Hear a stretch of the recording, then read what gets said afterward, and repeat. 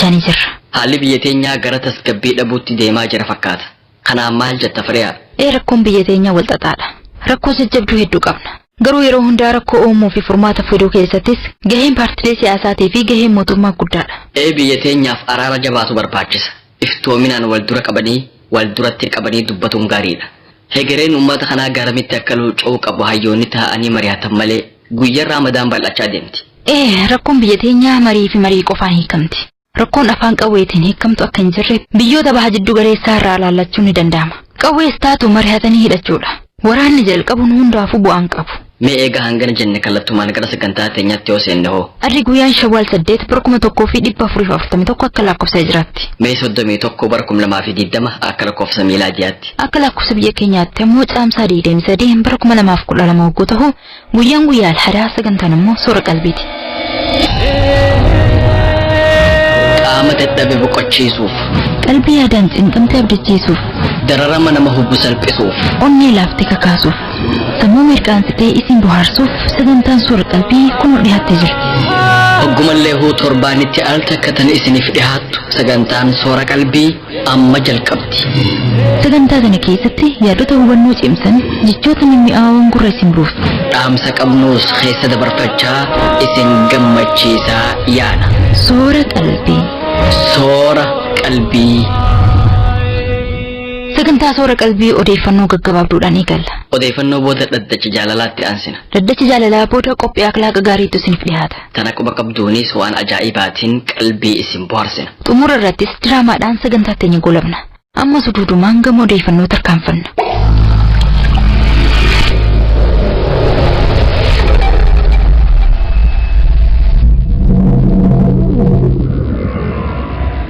السلام عليكم ورحمة الله وبركاته.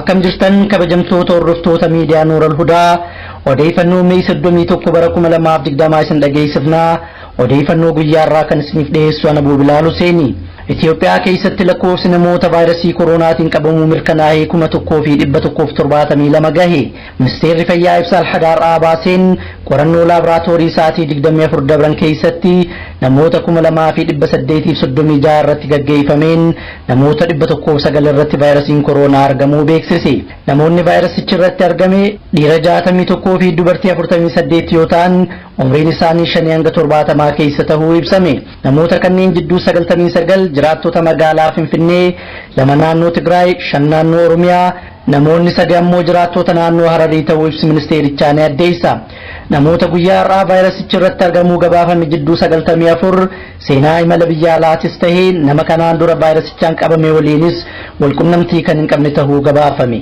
حالو مكانان إثيوبيا كيست باي إن نموت فيروسي كورونا تنقبمني كما تكو في إبا تكو ترباتمي لما كان غهيوتو نموني إبا لما أفسقل أمو إبا كان الرافا يويبسمي دبلتان سمستير فيا إبسار آكنان نموني سدي كان دوانته بيكسسي حالو مكانان بيتي كيست لكوفس نموت سبب فيروس الشاتين دواني كودا تكو غهيجرا مجلس نانو سومالي سنة هوغنتوتا مجلس فدرالا الرادوكسان دياتي بلالفتي من مريد موت إسلاما نانو سومالي سنة فولا كودا تكو أبوكان هوغنتوني مجلس فدرالا مراسني وطرين سيرا من مريد موت إسلاما إثيوبيا لبسنا كونديت فمفقوباهي تولي أكفو يوججون كوريد أبيد المسيرا كافي ديمقراسي من مريد بكبوتا أمتاتيف دوكسان بريسان بلالفتوني بسباسي من مريدشات عليها فولا لما كبو كان كوريد أبي بكبوتا أمتافر جرتي sanadin dhuksaan dhiyaate sun musliimoota naannichaa fi akkasumas hawaasa muslimaa guutuu biyyattii kan bakka hin buune jechuun balaaleffate.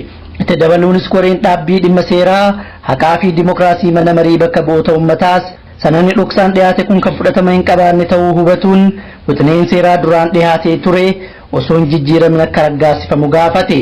Lammiileen Itiyoophiyaa Kuweet irraa deebifamuuf iddoo tokkotti walitti qabaman haala yaaddessaa keessa jirra jedhan. Ji'a tokko dura Kuweet dabalatee biyyoonni galoo galaana Arabiyaa lammiilee biyyoota garaagaraa kanneen waraqaa hayyama jireenyaa hin qabne sababa tamsa'ina dhibee vaayirasii kooroonaa hordofuun gara biyya isaaniitti kan deebisan ta'uu ibsuun isaanii ni yaadatama. Haaluma kanaan lammiileen Itiyoophiyaa 1445 ol ta'an kanneen ji'a tokko dura Kuweet irraa gara biyyaatti deebifamuuf iddoo jireenya isaanii irraa fuudhamanii magaalaa Farwaaniyaa mana barumsaa tokko keessatti walitti qabaman haala lubbuu isaaniif yaaddeessaa ta'e keessa jiraatu himan. Namoota rakkoo kanaaf saaxilaman jidduu namni dubbisne yeroo dhibeen koronaa ofirraa ittisuuf walirraa fagaatuun dirqama ta'e kanatti lammiilee biyya keenyaa dabalatee lammiileen biyyoota garaagaraa dhibee kanaaf saaxilamanii fi fayyaa qabanis iddoo tokkotti walitti qabamanii jiraatu dubbate. mootummoonni biyyoota garaagaraa lammiilee isaanii gara biyya isaaniitti fudhataa jiran mootummaa Itoophiyaa irraa garuu yaaliin gara biyyaatti nu deebisuuf taasifamee hin jiru. sababa kanaaf dhibee koronaaf saaxilamna jennee sodaa cimaa keessa jirra jedhe. itti dabaluunis lammiileen kunniin mootummaa Itoophiyaa fi qaamni dhimmi ilaallatu hatattamaan furmaata akka nuuf kaa'u jechuun gaafatan. odeeffannoo biraatiin Itoophiyaan lammiilee isii 600 ol kanneen sababa COVID-19 Lubnaan irraa gara biyyaatti deebifamuuf walitti qabaman jidduu guyyaa dheengaddaa namoota 300 gara biyyaatti kan deebiste ta'uu gabaafame. Suudaan hidhattoonni Itoophiyaa daangaa ce'uun loltoota isii irratti haleellaa raawwatuu beeksiste. dhaabbanni odeeffannoo Suudaan akka gabaasetti hidhattoonni Itoophiyaa kamiisa dabre daangaa ce'uun loltoota mootummaa Suudaan irratti haleellaa raawwataniin loltuun Suudaan tokko akka ajjeefamee fi dabalataanis loltoonni hedduu ammoo madaa'uu ibsame. hidhattoonni Gondar lixaa irraa gara magaalaa Suudaan Qadaariif jedhamtu seenuun misooma qonnaa irratti haleellaa eega raawwatanii booda loltoota mootummaa Suudaan kaambii Barakat Nuuriin jedhamu keessa jiran waliin walitti bu'uu odeeffannoon ni addeessa. dubbii himaa waraana mootummaa Suudaan Brigeedar Jeneraal Amiir Muhammad Al-Hassan ibsa gama televiziyoonaatiin kenneen hidhattoonni daangaa ce'anii haleellaa raawwatan kunniin mootummaa Itoophiyaatiin deeggaraman jechuun yakke. mootummaan Suudaan haleellaa kana ilaalchisee ibsa akka kennaniif qondaaltota imbaasii Itoophiyaa Kaartuumitti argamu gara waajjira haajaa alaatti kan yaame ta'us miidiyaaleen biyyattii gabaasan. himannaa Suudaan kana ilaalchisee hanga ammaatti mootummaa Itoophiyaa irraa deebisaan kennamee hin jiru. haa ta'u malee waraanni Suudaan jalqaba ji'a kanaa daangaa Itoophiyaatti ce'uun naannolee muraasa qabatee akka ture miidiyaaleen garaagaraa gabaasaa turan. dabalataanis torbee lama dura jilli mootummaa Suudaan gara Finfinnee dhufuun daangaa irratti rakkoolee mudatan haala itti furuun danda'amuu fi daangaa biyyoota lamaanii sararuu irratti qondaaltota mootummaa Itoophiyaa waliin mari'atuun ni yaadatama. Donald Trump hariiroo Ameerikaan dhaabbata fayyaa addunyaa waliin qabdu hunda addaan kutuu beeksise. President Trump dhaabbanni fayyaa addunyaa WHO'n weerara COVID-19 Chaayinaa keessatti jalqaba ka'ee dafee nu hin beeksifne jechuun qeeqaa ture.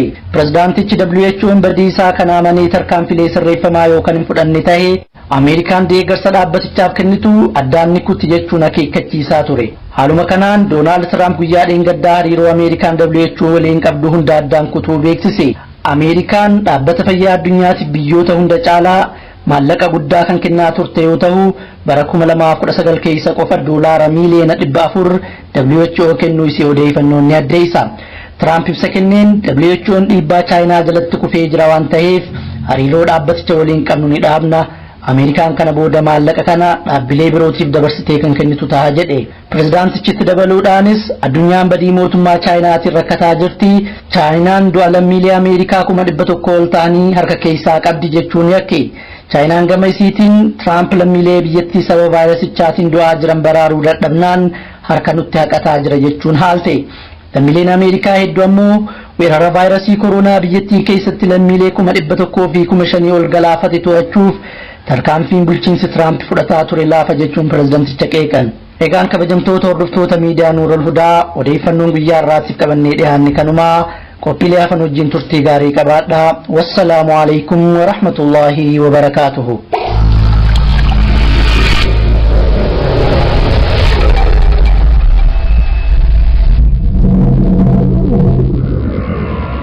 obboleessa keenya Abu Bilaaliin galata argadhu jenna. Amma suduudumaan gama qophii dhaddacha jaalalaatti tarkaanfan. Dhaddacha jaalalaa, dhaddacha jaalalaa, dhaddacha jaalalaa, dhaddacha jaalalaa, dhaddacha jaalalaa, dhaddacha jaalalaa. warra dhugaan wal jaalatu, warra karaa halaalaatiin walitti hidhamee bultii jaarrate, warra jiruu gaarii jiraachuu jiruutu wal himata. himataa fi himatamaan yookiin ammoo himattuu fi himatamtuun dhaddacha irratti dhihaatanii jiru. Abbaan murtii murtii kennuuf qophaa'ee jira. Abbaa moohatu walitti ilaalla. Dhaddacha jaalalaa. Iyyannoo jaalalaa. Qilleensi jaalalaa bubbisee halaala. Qilleensi jaalalaa bubbisee ilaala. Dooseen jaalalaa banamee jira. Bismillahirrahmanirrahim. Alhamdulillah. Tumsa rabbii guddaatiin kunoo gaabaatii takka booda qophii dhaddacha jaalalaatiin walitti dachaanii jirra. Mee farihaa qophii teenya arraa maaliin eegalla? Jalqaba irratti yaada dhageeffattuu teenya takka irraan dhaqqabeen eegalla. Hayyee. Dhaamsa obboleettiin teenya takka nuuf ergite. Sagalee meessiitiin dhageeffannee walitti dachaan. بسم الله الصلاة والسلام على رسول الله صلى الله عليه وسلم. السلام عليكم ورحمة الله وبركاته. كبجمتو تجارة متوتا قصة نور الهدى والرون نور الهدى راو جرتن هندم كيسانويو عيد مبارك وقت نسنجة جتة ما شاء الله واي ردتش جالالا رتي هدو نما قمتشيسا نوليبو إسا باي نما قمتشيسا كان ما يلاچي سوداني أنا الره يندو ردتش جالالا الرتي yaadan qaba malee iyyachuu hin fedhu garuu iyyannuma kanarratti yaada jiru obboleewwan keenya bakka jiran hundatti isaaniif ibsuudha fedha na hofalchaasiniin jira inshallah kana ilaalchitee dhaddacha jaalalaa ilaalchitee obboleeyyan bakka jirtan hundatti namni gaafa iyyannoo kana iyyatu iyyannoon tun tangama ilma namaati ilmi namaa mootuyyuu waan isin zaahiratti argitan laalee isin murteessaa olamaa'onni kenna warroonni asirra ta'anii murtii kennutti jiran warri waan kana hojjechuutti jiran rabbiin isaan irraa haa jaalatu hedduu yaani ija nu banachiisutti jiranii akka namni of qabuu danda'ullee gorsutti jiranii waa hedduu godhuchitti jiranii kana wajjin nuti warri waa iyyannu warri waa barreessinu mana keenya dura osoma hin barreessiniin duratti osoma hin iyyatiniin duratti osoma mana keenya hin saaxiliniin duratti namni tokko mana ofiitii bahee waan jaarsaaf jaartii jidduutti ta'ame gandatti baasee iyyuun yookiin dhimma san ka yookiin ollaan keessan beeku dhimma san yookiin ka aanaan keessan beeku ka isinis beektan qalbiinuu nama rifatti jechuudha namni dhimma tokko raasaa bahee addunyaa irratti gabaasu namatti ulfaata bakka kanatti akka uf eeggattanii iyyachuun duratti dhimma keessan rakkoo keessan ufuma keessanii wal sirreessitan irra bareedaadha iyyannoon kun osoo waan nama dirqu qofa irratti waan jiruu ta'e diiguu fedhu qofa irratti xiyyeeffate yoon fi waan jiruu kan kee diigu taate waan nilmaa hunganaa nama kana walitti hin deebi'u jecha qalbii nama keessatti wanti eega jahdii wanta si barbaachisuun gorsa si barbaachisuun jaarsis jaartiinis daladdee kaateeti eega iyyattee sila bareeda erga yani waan sirra barbaachisu biratti marees tahee warra kan keetis tahee itti himattee jechuudha waan dhimma jaarsi qabu rakkina jaartiin sunis qabdu himatee warra ofiitiin gahatee nama isa bira jiru nama yani iccitii isaa raasaa baasu biratti osoo ufuma birattiin qabatanii ufuma birattiin irra caalaa iyyannoo keessa osoo gama rabbii tahee tawakkula osoo rabbii keessa irra qabatanii du'aa rabbii keessa irra kaa'atanii yaa rabbi nama kiyya nama kananiin nama jaalatan tokko qarallee nama wal jaalatutu iyyachuu jira namni wal jaalatu kun osoo gara rabbii deeffatee yaa rabbi kiyya naaf qajeelchi jaarsa kiyya naaf qajeelchi jaartii kiyya jettanii waliif du'aa gootanii waliif nasihaa yaaddanii waliif amala gaarii waliif yaaddanii akkasuma mootuyyuu wal jaalachuu jidduu keessanitti meenarraallee maaltu argamaa jira maaltu narra jira rakkoo maalii qaba namni kun maaliif akkana ta'e jettanii hundi keessanuu osoo wallaaltanii hedduu hawwii guddaan qaba jedheeti yaada inshallah warroota iyyataniif yaada gabaasuu barbaadeeti maaliif jennaan yeroo hedduu namni waan kana keessatti niin dagatamutti jira waan ta'eef jechuudha barakallahu fiikum dhifama guddaa isiniin jedha yoonni fidu gungore namni warraasa wal baasuu duratti waan nama hedduutu isinirratti haasayaa nama hedduutu waa hedduu isinirratti jedha waan taateef raasa baasuu duratti rabbi keessa irratti tawakkaltanii du'aayii waliif gootanii manuma keessanii osoo wal qabdanii wallaaltanii hedduu kabajaaf jaalalaan isin gaafadha isiniin jedha warra raasaa wal baaftan namni yoonii fi gaafa raasaa bahee dhugumatti hiyya addahallee hirrifatallee kanaafuu akka waan kanaan wal hirrifachiifne iyyannoo guddoo malee garan dhaddacha nuural hudaa kan nuun isiniin jedha assalaamu alaykum warahmatullahi wabarakatuh obboleettii teenya yaada gaarii nuuf gumaachiteef galatoomii siin jenna hayyoo usmaan iyyannoo jalqabaa dhiheessimi iyyannoo tokkoffaa assalaamu alaykum warahmatullahi wabarakatuh akkam jirtan qopheessitoota qophii dhaddacha jaalalaa baga nagayaan walitti dachaane isiniin jechaa gama iyyannoo tiyyaatiin tarkaanfadha gaafa duraa namni tokko intala takkanaaf eeree akkaan fuudhu na gorse intalti tun akhlaaqa gaarii qabdi intalti iimaana gaarii qabdu tun sin dabrinii fuudhi naan jedhe anis gorsa isaa fudhee sin isii wajjahaase